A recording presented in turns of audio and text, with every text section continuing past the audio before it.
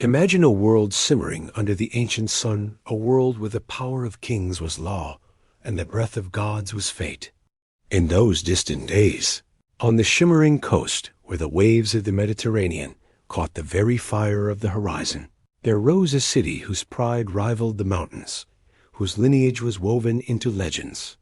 Sidon, the city of merchants and mystics. It was here, in this city bright with the scent of blooming flowers and the song of the sea, that a child was born who would one day shake the very roots of kingdoms. Her name was Jezebel, and her birth was a thunderclap.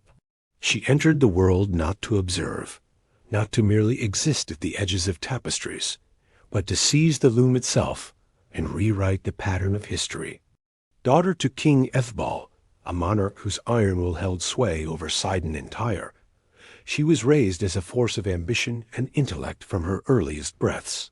Her palace was both fortress and arena, its corridors as treacherous as the waves of the open sea, its rooms saturated with the scent of old blood and new poison. Jezebel learned quickly that in Sidon, power was the single coin that mattered. From her mother she learned poise. From her father, the subtle art of command.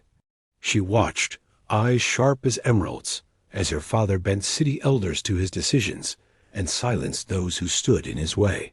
While other royal daughters practiced embroidery and the gentle graces demanded by politesse, Jezebel was steeped in the currents of strategy and statecraft, refining her wit to a blade and her charm to a snare.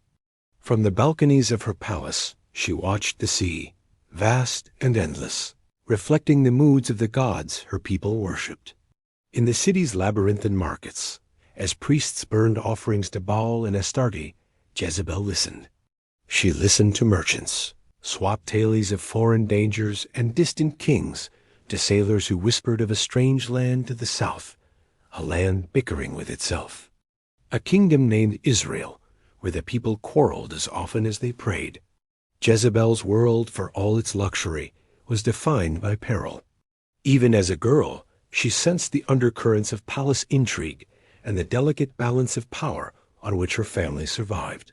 The lessons learned in shadowed corridors would one day serve her well, for she was destined to leave Sidon behind, to become not just a queen, but a legend something more and less than mortal, etched in the memories of enemies and subjects alike. Unlike the other girls of her lineage, Jezebel never allowed herself to dream of gentle love stories or easy security. Love, she learned, was a currency often spent by the desperate. If marriage was a tool, she would wield it.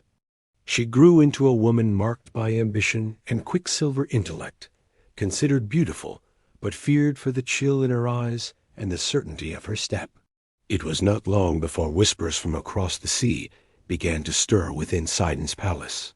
Israel, the land divided and driven by dispute, was ruled by a man called Ahab. His throne, inherited from a long line of rulers, was shaky a king in name, perhaps, but desperate. Uncertain, his will but a candle flickering in the wind. He sought stability and alliance, perhaps even someone to rule at his side who would be more than an ornament. Jezebel, watching the messengers from distant Samaria arrive with their gold and careful words, saw not a man seeking marriage, but a kingdom ripe for domination. Jezebel made her decision without hesitation. This would be no ordinary union. Her marriage would be forged not by sentiment, but by calculation. The throne of Israel was not a prize, it was a stage. And she, the daughter of Sidon, would stride upon it with singular purpose, to wield true power, to shape destiny, to leave a mark on this harsh world that even the gods could not ignore.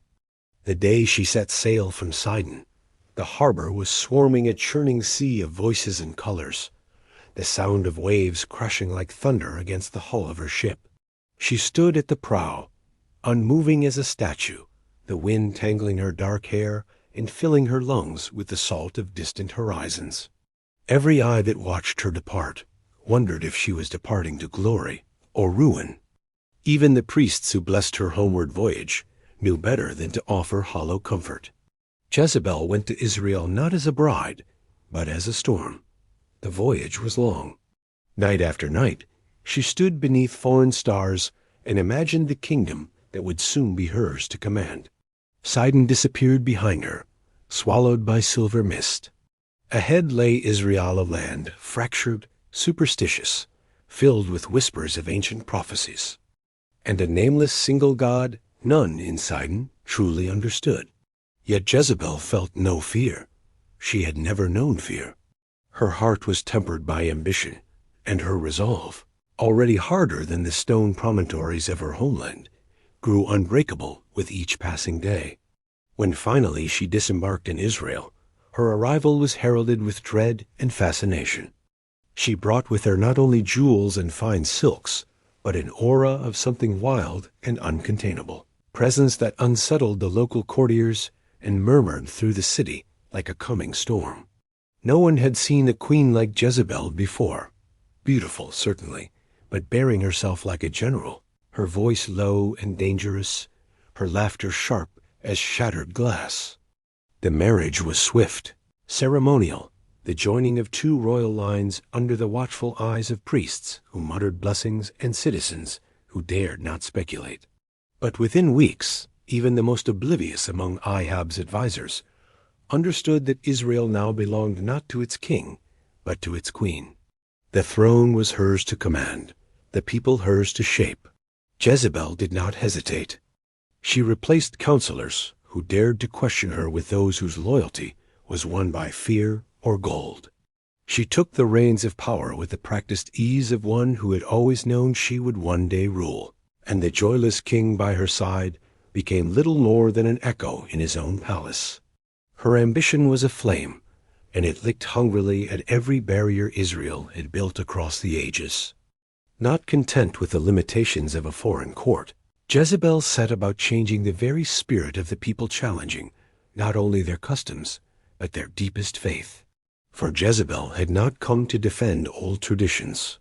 She had come to remake them in her own image, even if that meant tearing down the foundation of their gods. But even as Jezebel solidified her rule, she sensed the currents of resistance gathering strength, subtle at first, like the rumbling of distant thunder. It was a whisper, a shiver, a prophecy that one day, perhaps, even a queen might bleed.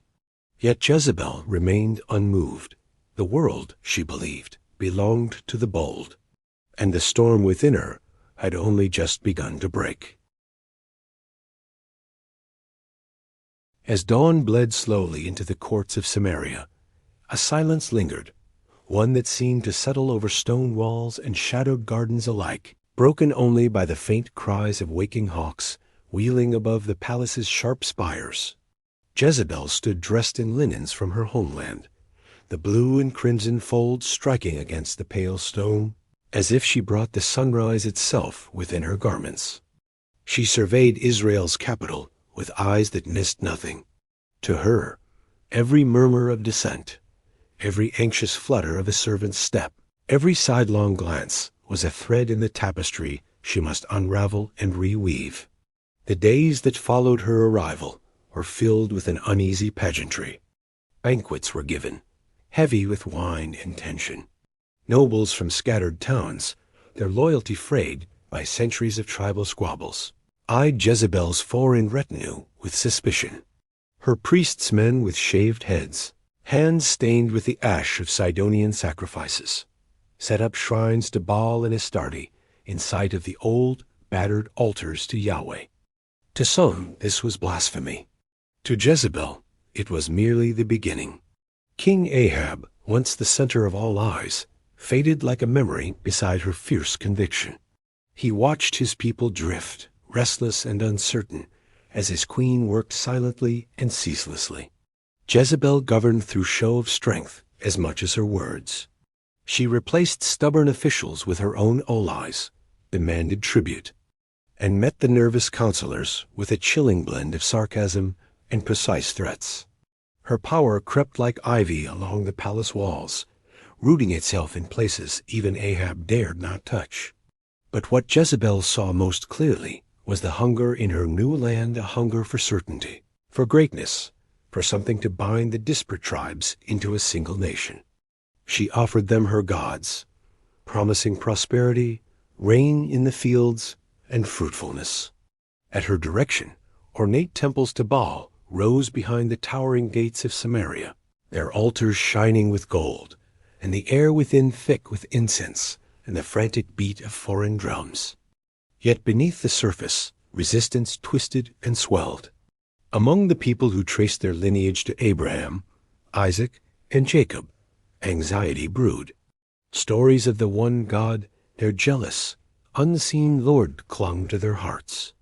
Even as some flocked to the festivals Jezebel orchestrated, others whispered curses, hiding their devotion in secret gatherings. The prophet's wild men clothed in animal skins, eyes burning with zeal, became restless, haunted the hills and valleys, speaking in riddles and warning of disaster. Jezebel dismissed these prophets as relics, shadows clinging to a dying faith. Yet one name began to echo through the tiled halls and lamplit chambers: Elijah. Tales of this lone prophet, who stood fearless before kings and called down the voice of his God, reached her ears in scraps and rumors.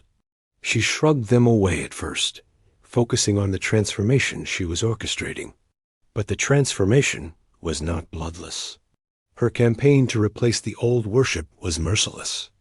Priests of Yahweh were hunted, driven out, or offered the sharp choice between silence and death. Jezebel showed no hesitation. To her, weakness invited revolt, and compassion was a tool for poetry, not for power. Her iron will seemed unshakable, her vision unclouded.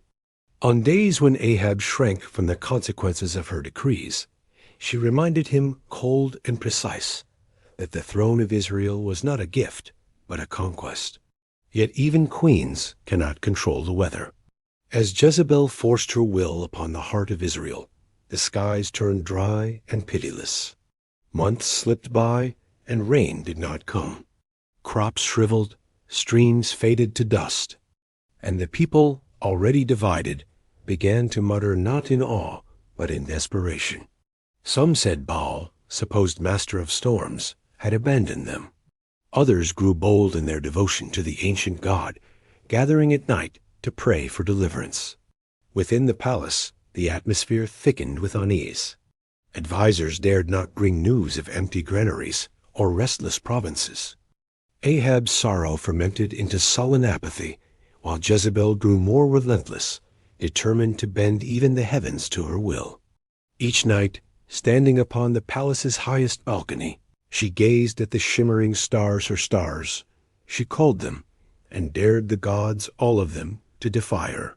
Then, one evening, as a red dusk painted the city, Elijah came. He appeared in the palace, as if conjured by the drought itself, a gaunt figure with strange, calm eyes, and a voice that fell like a blade. He spoke not to Jezebel, but to Ahab, yet his words reverberated through the marble halls. The drought, he declared, would endure until Israel turned away from foreign gods and returned to the Lord of their ancestors. Jezebel listened, her smile razor-thin. She recognized a threat and a worthy adversary, but she would show no fear, and she conceived her plan to shatter the defiant prophet, just as she had shattered so many before him. The land was parched, the air was heavy with approaching conflict, and Jezebel queen, storm, and scourge readied herself for war not of armies, but of faith itself. Night fell over Samaria, pressing like a prophecy.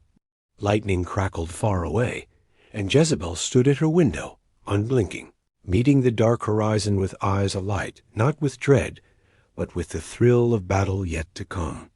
The fate of empires, she thought, was never decided by the meek, and she was nothing if not relentless. There are moments in history when the sky itself growls in anticipation, when the air is so taut with conflict that the world feels as if it balances on a knife's edge. As the third year of drought smothered Israel, the people's hope had been ground to dust, and Jezebel's will burned ever more fiercely beneath the relentless sun. Every brittle leaf, every cracked well, every hollow-eyed child became an accusation cast upon the stranger queen and the unyielding gods she served. But now, in the parched stillness of Samaria, a rumor swept through the city like a sigh through old curtains. Elijah, the man who spoke with thunder, had returned. Officials trembled.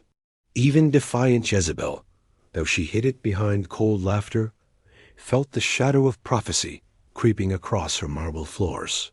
She had crushed prophets before, scattered the last faithful into caves like hunted animals.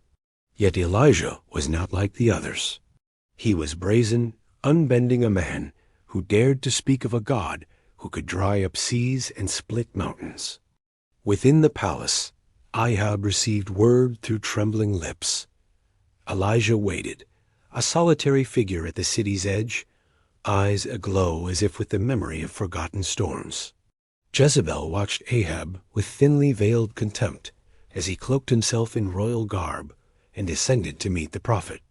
In her heart, she weighed strategies and punishments, conjured visions of Baal's vengeance, and the humiliation she would heap upon this ragged troublemaker. But outside the city, it was not Jezebel or Ahab who held dominion, it was Elijah. He stood unflinching as the king approached, voice clear as steel. "It is not I who trouble Israel, but you and your father's house, for you have abandoned the commandments and followed the Baals." The charge lingered in the hot wind, so sharp that Ahab winced, but Jezebel's name was unspoken, and yet omnipresent, a coiled serpent in every word.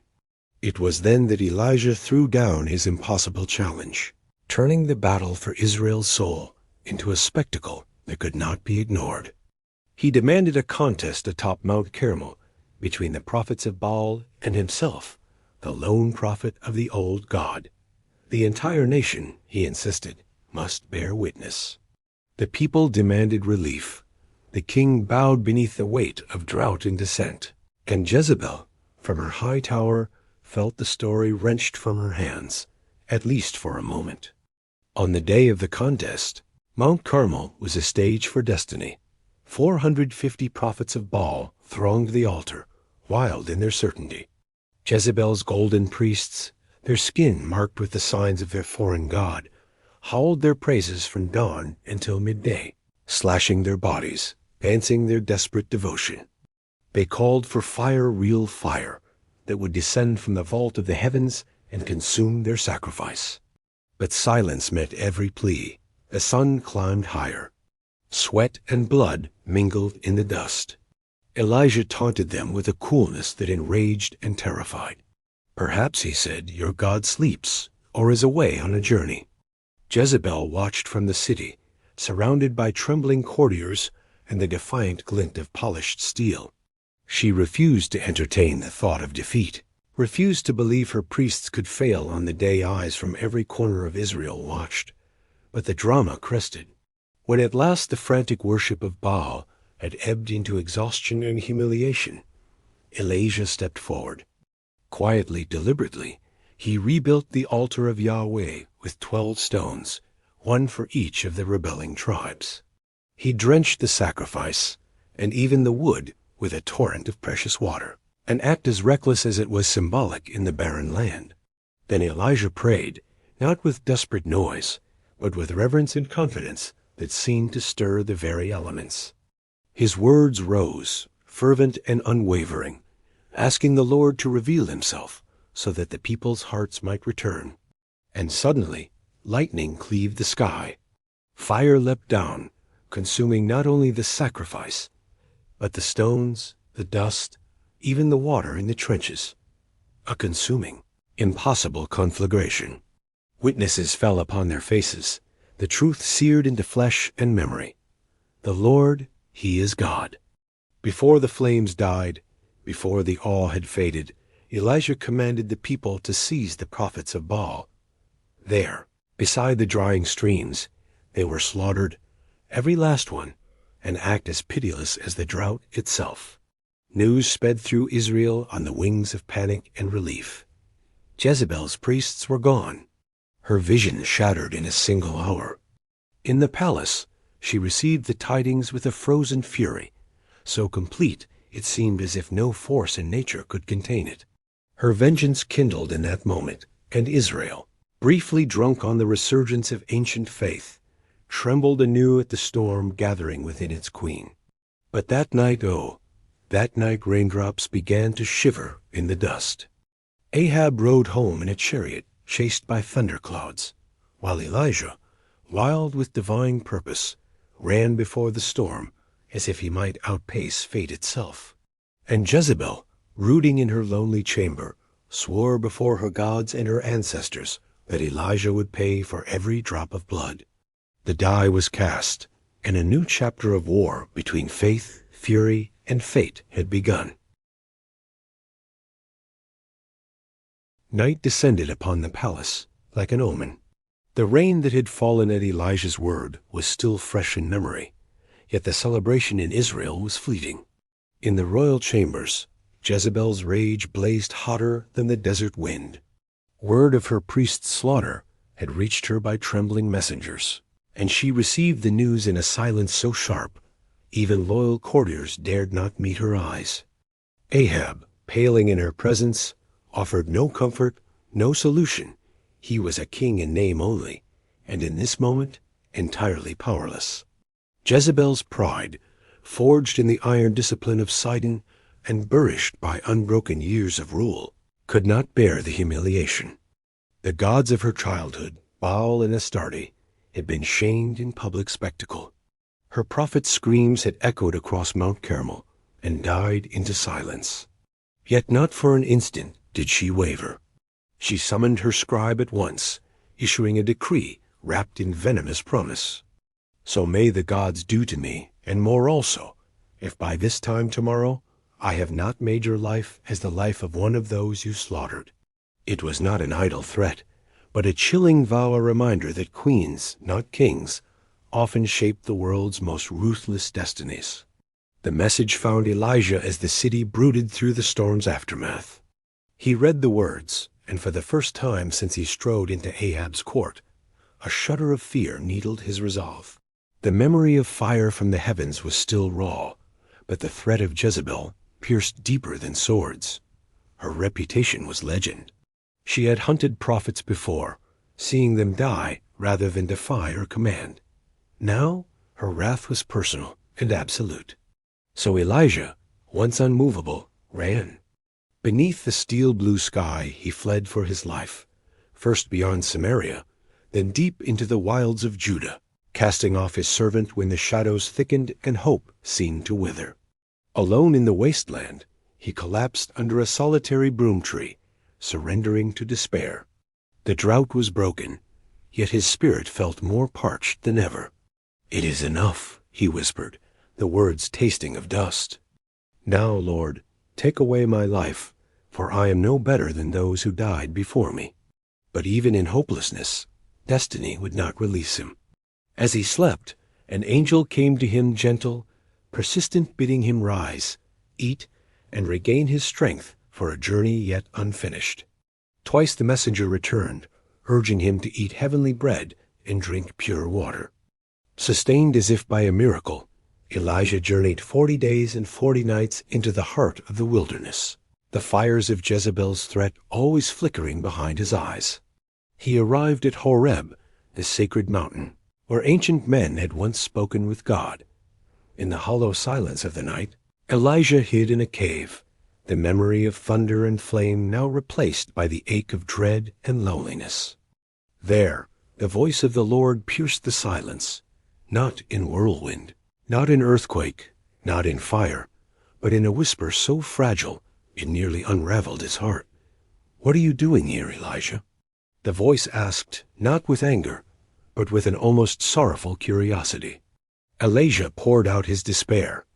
Israel, he said, had torn down altars, murdered the faithful, and now only he remained a hunted relic of a vanishing age. The Lord did not scold him. Instead, he revealed a path anoint new kings to change the balance of power, and finally choose Elisha, a successor, to carry the torch of prophecy. And in a gesture of profound mercy, the Lord promised that Elijah was not alone. Thousands in Israel still refused to bow to Baal, silent witnesses to a hope Jezebel could never touch. Meanwhile, the queen's fury only grew with the silence surrounding her threats. Her power pulsed in dark corridors where servants trembled and enemies disappeared.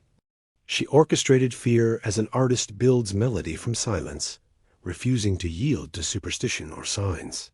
Where others saw warning in the fire's fall, Jezebel saw only an affront, an insult that must be avenged. The struggle between Jezebel and Elijah had become more than a duel of flesh and blood. It was battle waged in nightmares and whispers, in the barely lit rooms where power plotted against destiny. Each moved on their own path. The queen, relentless and unrepentant, reshaped her court to root out resistance. The prophet, battered and haunted, became a wanderer, forging the beginnings of resistance that would someday unseat a dynasty. In this season, the land itself seemed to hold its breath awed by judgment, expectant of new beginnings, haunted by the knowledge that storms, once unleashed, are not easily calmed. And at the center of the gathering darkness stood Jezebel, unbeaten, unbowed, and vowing that the battle for Israel's soul was far from finished. The war waged in shadows had only just begun. As the fifth part of the story, following the tension and dramatic confrontation between Jezebel and Elijah, the narrative would shift focus to the continuation of prophetic ministry and the unfolding consequences for Israel, marking the legacy that follows the conflict. Here is part 5. After Elijah fled into the wilderness, the struggle for Israel's soul did not cease, but morphed into a new chapter under the stewardship of his anointed successor, Elisha. Where Elijah's fiery confrontations had shaken gods and kings alike, Elisha's ministry brought a steady and miraculous presence, extending hope and divine intervention across the fractured land. His prophetic service, spanning decades, witnessed continued turmoil, but also moments of profound deliverance for Israel. Elisha, once a humble farmer called to follow Elijah, became the voice of steadfast faith amid uncertainty. As Jezebel's shadow loomed still large, Elisha counseled kings and people alike, urging them to abandon the foreign gods that Jezebel had imposed and to return wholeheartedly to Yahweh, the God of their ancestors. Though resistance lingered within palace halls and among the populace, Elisha's miracles, from healing the sick and multiplying food to protecting Israel from Syrian incursions, rekindled the people as faith in the one true God. His presence became a beacon in a troubled time, challenging the entrenched idolatry Jezebel had fostered and providing a divine counterbalance to her ruthless reign. The power struggles between the throne and the prophetic voice intensified as Elisha's influence grew, shaping the destiny of kings long after Elijah's departure. Yet the legacy of Jezebel's defiance was not easily erased. Her reign had left Israel divided, its people caught between the worship of Baal and the call of God's prophets. The kingdom's political and spiritual fabric continued to fray under successive rulers, and many years of hardship ensued. Nevertheless, the prophetic mission persevered, sowing seeds of renewal amidst the chaos and laying foundations for eventual restoration. In this way, the collision of Jezebel and Elijah was but the opening act in a prolonged drama of faith, power, and redemption. Elisha's steadfast devotion heralded a flicker of hope that, despite human frailty and royal wickedness, God's covenant with Israel endured, offering a future beyond the storms that had so fiercely battered the land. The air in Israel remained heavy with tension as Jezebel's reign persisted, unyielding and fierce. Yet behind the queen's relentless push for Baal's worship, cracks began to form, invisible wars unfolding in the hearts of the people and within the very courts that once obeyed her without question. Elisha, having taken up Elijah's mantle, moved with quiet authority through the land. His miracles and counsel nurtured a reluctant but growing faith in the God of Israel. Wherever he went, hope stirred silent but tenacious etching cracks in the fortress of idolatry that Jezebel had built. Kings sought his favor, Small villages clamored for his prophetic word. His presence was a balm against desperation, drawing a line between the old terror and a whispered promise that redemption was still possible. Yet Jezebel was no mere obstacle. She sensed the shifting winds and responded with a cunning sharper than her queenly tongue. Secret trials, covert assassinations, and whispered threats marked the darkened halls of power. No prophet could simply speak the word without invoking peril. Fear was tangled into every breath. Jezebel's spies lurked everywhere, her agents ruthless in hunting those who dared rally to Elisha's cause. But the queen's wrath could not silence the deeper currents beneath her rule. The people, the farmers whose crops slowly revived after rain, the mothers who dared to dream of peace, and the soldiers weary of endless conflict, began to remember ancient songs and prayers to Yahweh. Small gatherings multiplied, hope igniting in the darkest corners. Within the palace, Jezebel's isolation grew. Ahab, ever weaker, became a pale reflection of the man who had once joined hands with her in schemes and rulership. His spirit dulled beneath his wife's stormy will, and the burdens of a kingdom teetering on the brink. Jezebel's grip tightened, but so too did the expectations of those who saw in her rule the end of a covenant and the beginning of chaos. Then, as if the heavens themselves chose this moment, news arrived that set the court ablaze. Elijah had not perished, but lived on, hidden yet unbroken. His return, whispered among the faithful, was a symbol heralding upheaval. It was a signal that the battle for Israel's soul would reach new heights, and that Jezebel's storm might finally face a reckoning. The once vibrant city of Samaria felt the tremors of fate ripple through its streets. The people stood at a crossroads: continue under the shadow of Baal and Jezebel's iron hand, or embrace the fragile dawn that Elisha and the returning Elijah promised. Whispered prayers mingled with the old curses, and the quiet roar of a nation aching for deliverance filled the wind. High above, Jezebel watched it all with eyes like cold fire, her ambition undimmed, her will hardening into legend. The war of gods was far from over, and neither queen nor prophet would yield without shattering the very foundations they sought to claim. The stage was set for a final clash, not just of power, but of destiny itself. The fate of Israel teetered between storm and silence, between destruction and salvation. And in the tense stillness, both Jezebel and the prophets prepared for what must come next. The horizon cracked with restless light as the final chapter of Jezebel's storm approached. The air in Samaria was thick with whispers and fear, the streets rife with tension, a kingdom poised on the edge of unraveling. Jezebel, queen forged in fire and ferocity, stood atop her palace steps, eyes sharp as daggers, knowing that her reign teetered between glory and ruin. The long game she had played, weaving power from treachery and religion, had bred enemies as fierce as herself. Elijah and Elisha, prophets of the fading old faith, had become beacons for a restless people hungry for deliverance. The land, cracked and scorched, craved rain, justice, and a future beyond the torment Jezebel embodied. Then came the reckoning. The king, Ahab, worn and broken by illness and grief, lingered at the edge of life and death. Jezebel's influence waned as opposition stirred bold enough to challenge her iron will. In the furious heart of the city, a conspiracy brewed, led by those who remembered the ancient covenants and despised the foreign queen who defied their God. Jezebel's enemies moved swiftly and with deadly precision. In the dead of night, armed men slipped through shadowed alleys to the palace. Her guards, loyal but weary, could not withstand the tide of rebellion. The queen, caught unprepared, fled to her chambers, a fortress built on pride and poison. But fate was merciless.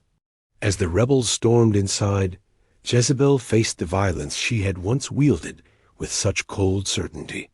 They dragged her from her sanctuary, the cries of her defeat echoing through the stone halls like a dirge.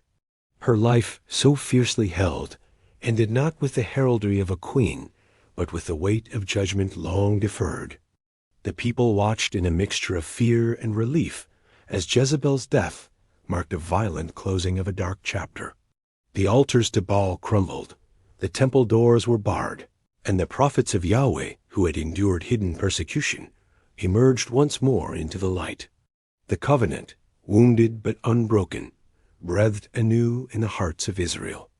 Elijah's legacy persisted, not as the blazing storm he once was, but as the whisper of hope that sustained a people through desolation and despair. Elisha continued the work of renewal, guiding Israel toward a fragile peace, the promise of redemption flowering slowly amid the ruins. Yet the story of Jezebel endures, a tempest remembered for its fury and its fall. She was a queen who dared to rule beyond the boundaries set for women and foreigners, who challenged gods and kings alike. Her life and death were the bitter shadow to Israel's redemption, the reminder that power, untempered by wisdom or mercy, consumes itself in the end. The land healed slowly after the storm, catching its breath between histories, prayers rising like dawn's first light.